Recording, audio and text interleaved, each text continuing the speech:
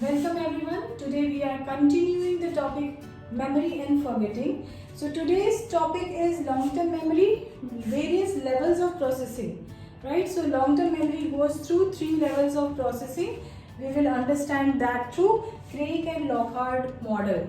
So we will first understand how the information is processed into first stage. First the information is transferred into the first stage and then second stage, and then finally it becomes the long-term memory, right? So we will understand this graph a little, and then we will understand 3 levels of processing as per Craig and Lockhart model. This video is going to be a little short, but we will focus only in depth how the memory is processed to 3 stages.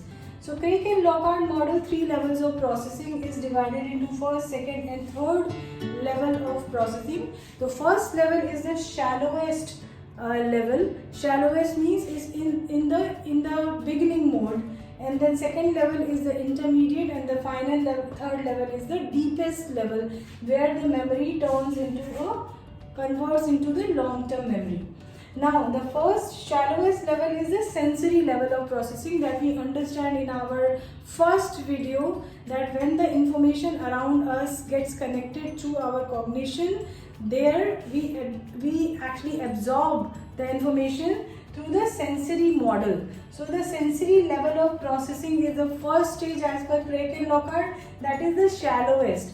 मतलब इसका क्या मतलब हुआ? Either that memory is either forgotten or transfer to the second, that is the intermediate level, right? So the intermediate level is the second stage of information that is being transferred.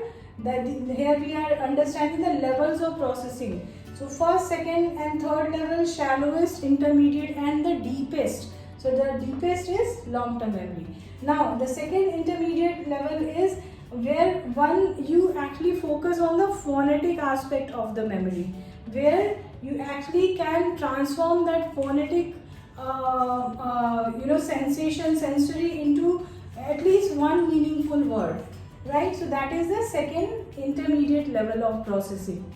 Third is the deepest, that is where it converts into the semantic model. The third is the deepest, where it converts into the semantic model. So input is analyzed and understood in terms of their meanings.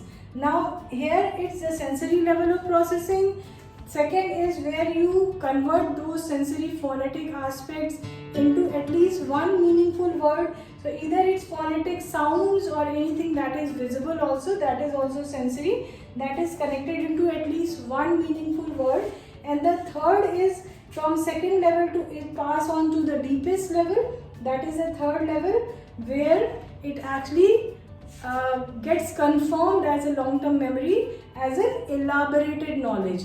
That is, it is there semantic memory, right? So here we